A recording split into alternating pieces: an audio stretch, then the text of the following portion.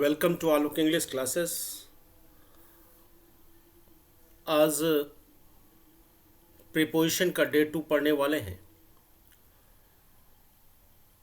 चलिए हम लोग देखते हैं। यहाँ एक लाइंस लिखा हुआ है, अब प्रीपोजिशन सीखना एकदम आसान हो गया है। निश्चित रूप से आप मैं जो बता रहा हूँ उसको फॉलो करोगे तो निश्चित रूप से आपको प्रीपोजिशन सीखना एकदम आसान हो जाएगा। चलिए हम लोग देखते हैं। इससे पहले हमने टुवर्ड्स के बारे में बता दिया था, एक बार मैं फॉर का प्रयोग फिर से बता देता हूँ। तो फॉर का प्रयोग जो है यह कार्य के लक्ष्य को दर्शाने के लिए नाउन्स या प्रोनाउंस या जीरंड्स के पहले इसका प्रयोग किया जाता है। याद रखना, यह कार्य के लक्ष्य को दर्शाने के लिए नाउन्स के पहले, प्रोनाउंस के पहले, जीरंड के पहले प्रयुक्त होता है।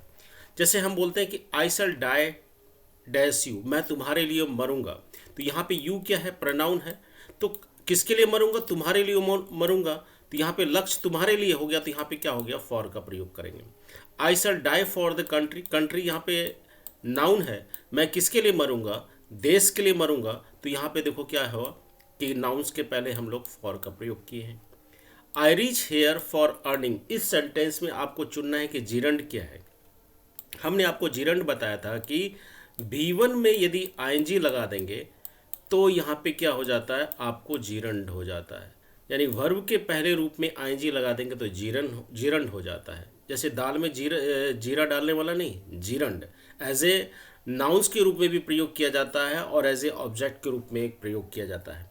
यदि जीरंड का प्रयोग नाउन के रूप में होगा, यदि सब्जेक्ट के रूप में होगा तो वह नाउन सिंगुलर होगा। यदि जीरंड का प्रयोग सब्जेक्ट के रूप में करेंगे तो वह सिंगुलर होगा। जैसे कि वॉक में आईएनजी लगाओगे वॉकिंग, स्मोक में आईएनजी लगाओगे तो स्मोकिंग। जैसे walking is a good exercise for health, smoking is injurious to health. Smoking as a noun singular हो गया, इसके साथ इज वर्ब सिंगुलर लग गया। Walking as a noun singular हो गया सब्जेक्ट के रूप में, वर्ब क्या लग गया? इज लग गया। तो यहाँ पे जीरंड ऑब्जेक्ट के रूप में भी काम करता है। I reach here for earning, मैं यहाँ पे कमाने के लिए आया हूँ। Earning as object as a noun है, ऑब्जेक्ट एज ए नाउन है, तो यहाँ पे क्या लगा? फॉर का प्रयोग करें। I did it for your sake, sake मन होता है के लिए, मैंने तुम्हारे लिए ये सब किया है। आई डिड इट फॉर योर सेक। तो याद रखिएगा कि फॉर का प्रयोग नाउन्स या प्रोनाउंस या जीरंड के पहले प्रयुक्त होता है कार्य के लक्ष्य को दर्शाने के लिए।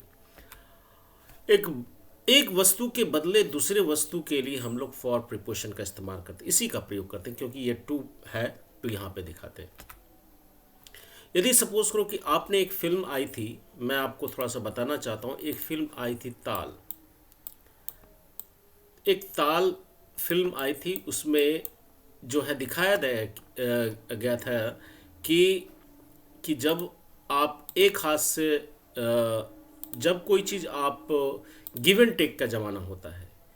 जब आप यदि कोई पैसा देते हो, उसके अब एवज़ में आपको कोई जो है काम मिलता है, कोई सामान मिलता है। यानी कि एक वस्तु के बदले दूसरे वस्तु के लिए जो है हम लोग फॉर प्रीपोजिशन का इस्तेमाल करते हैं। याद रहेगा, एक वस्तु के बदले दूसरे वस्तु के लिए हम लोग फॉर प्रीपोजिशन का इस्तेमाल करते हैं। जैसे I bought A wrist watch, देखो ये रिस्ट वॉच है। I bought A wrist watch for 1000 rupees, मैंने कलाई वाला घड़ी को हम लोग क्या कहते हैं? रिस्ट वॉच कहते हैं। मैंने कलाई वाला घड़ी को 1000 रुपया में खरीदा है। आपने एक हाथ से 1000 रुपया दिया होगा, 1000 रुपीज़ दिया होगा, तब आपको कलाई वाला घड़ी यानी रिस्ट वॉच मिला होगा। यानी कि गिव एंड टेक का ज़माना होता है, जब एक हाथ से दोगे तो दूसरे हाथ से लोगे। यानी एक वस्तु के बदले दूसरे वस्तु के लिए हम लोग किसका इस्तेमाल करते हैं? फॉर प्रीपोजिशन का इस्तेमाल करते हैं। अब देखो इन प्रीपोजिशन क्या होता है? जब कोई सीमा रेखा के अंदर पहले से मौजूद हो, जब कोई सीमा रेखा के अंदर पहले से मौजूद हो तो उसे दर्शाने के लिए इसका प्रयोग किया जाता है। जैसे हम बोलते हैं, एग्जाम्पल्स हम आपको बताते हैं। We are sitting in the room, देखो हम लोग, यहाँ पे कई सारे लोग हैं इसलिए तो बोले कि हम लोग जो है रूम के अंदर में बैठे हैं।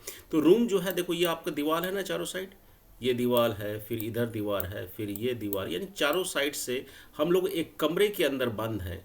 जब कोई सीमा रेखा के अंदर पहले से मौजूद होता है तो हम लोग इन प्रिपोजिशन का इस्तेमाल करते हैं। इसलिए बोलते हैं, शिक्षक यहाँ पे पढ़ा रहे हैं तो हम लोग बोले we are teaching in the room, हम लोग रूम के अंदर में बैठे हैं, we are sitting in the room. I have some money in my wallets, देखो ये वैलेट्स है, तो यहाँ पे हमने बताने की कोशिश किया कि वैलेट्स, ये देखो वैलेट्स जो है यहाँ पे, ये तो बाउंड्री वाला है, ये सीमा रेखा है, ये देखो ये वैलेट्स है, और इसके अंदर ना आपका पैसा है। तो I have some money in my wallet, यानी कि मेरे वैलेट में जो है कुछ क्या है, पैसे हैं। ठीक है, अब नेक्स्ट इसमें चलते हैं। और इनका प्रिपोजिशन का प्रयोग कहाँ कहाँ होता है देखते हैं कि बड़े बड़े नगरों, याद रहेगा ना, बड़े बड़े नगरों, राज्यों, देशों, महादेशों के नामों के पहले इसका प्रयोग होता है। जैसे कि अब एक और एग्जांपल्स देते हैं। यहाँ पे देखो बहुत अच्छा सुंदर सा दृश्य है, काफ़ी मज़ा आ रहा होगा, लग रहा है कि आपका टेलर यानी पिक्चर चल रहा है। तो ऐसे ही आपको पढ़ने में थोड़ा सा बोरिंग लगेगा। प्रेपोजिशन एक ऐसा चैप्टर है, आपको याद रखना होता है बहुत सारा चीज़। मैंने कोशिश किया है कि आपको फिगर्स के जरिए बताऊं ताकि आपको सब्जेक्ट जो है वो टॉपिक्स इंटरेस्टिंग हो जाए। तो यहाँ पे देख रहे, गौर करो स्टूडेंट्स, बड़े बड़े नगरों, राज्यों, देशों, महादेशों के नामों के पहले इसका प्रयोग करते हैं। जैसे and Ram and his parents live in Mumbai. ठीक है, राम और उसके जो माता पिता, पेरेंट्स मन होता माता और पिता दोनों होता, यदि इसमें एस नहीं रहता तो यहाँ पे क्या लग जाता, माता या पिता में से कोई एक है। राम और उसके जो माता पिता हैं वो कहाँ रहते हैं, मुंबई में रहते हैं। तो ये मुंबई का शहर का सीन है, ये मुंबई है, तो मुंबई में यहाँ पे ये रहते हैं। तो बड़ा शहर है मुंबई, बड़ा नगर है, तो हम लोग देखो इन प्रिपोजिशन का इस्तेमाल करते हैं। राम हैज़, इसको हम ले लें, Ram has got a job in Delhi, Ram ने दिल्ली में जॉब पाया। अब देखो यहाँ पे इन दिल्ली, दिल्ली मेट्रोपॉलिटन सिटी है, मेट्रोपॉलिटन सिटीज़ के अंदर में यहाँ क्या लगा, इन प्रिपोजिशन का इस्तेमाल करते हैं, बड़े नगर हो गए। देयर इज़ ए नो डर टैलेंट इन इंडिया, इंडिया में टैलेंट्स की कमी नहीं है, इंडिया के अंदर है, भारत में टैलेंट्स की कमी नहीं है। इन मने मे के अर्थ में भी रहते, देखो ये इंडिया का फोटो है ना, यहाँ देखो इंडिया का फोटो है, तो इंडिया में टैलेंट्स की देश का नाम है, तो इसलिए हम लोग इसमें क्या लगाए, इन प्रिपोजिशन का हम लोग इसमें इस्तेमाल कर दिए। There is a no dearth, dearth का साइनोम्स वर्ड्स होता है scarcity. There is a no dearth talent in India, Bharat में टैलेंट की कमी नहीं है, या there is no scarcity in India, there is no dearth talent in India use कर सकते हो। अब देखो, all the countries in Asia should live peacefully,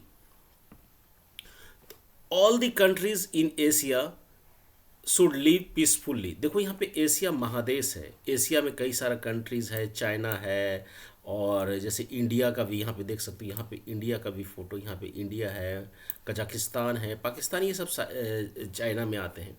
all the countries in Asia, Asia के जो सारे राष्ट्र हैं शुड लिव पीसफुली, शांतिपूर्व जीवन जीना चाहिए। एशिया में जो सारे राष्ट्र को, ऑल दी कंट्रीज, एशिया में जो सारे राष्ट्र, एशिया में जो राष्ट्र हैं शांतिपूर्ण जीवन जीना चाहिए, शुड लिव पीसफुली। ठीक है, तो यहाँ पे देखो एशिया के पहले हम लोग, एशिया महादेश है इसलिए इसके पहले इन प्रिपोजिशन का इस्तेमाल किए हैं। ठीक है, हम लोग लिस्ट में चलते हैं।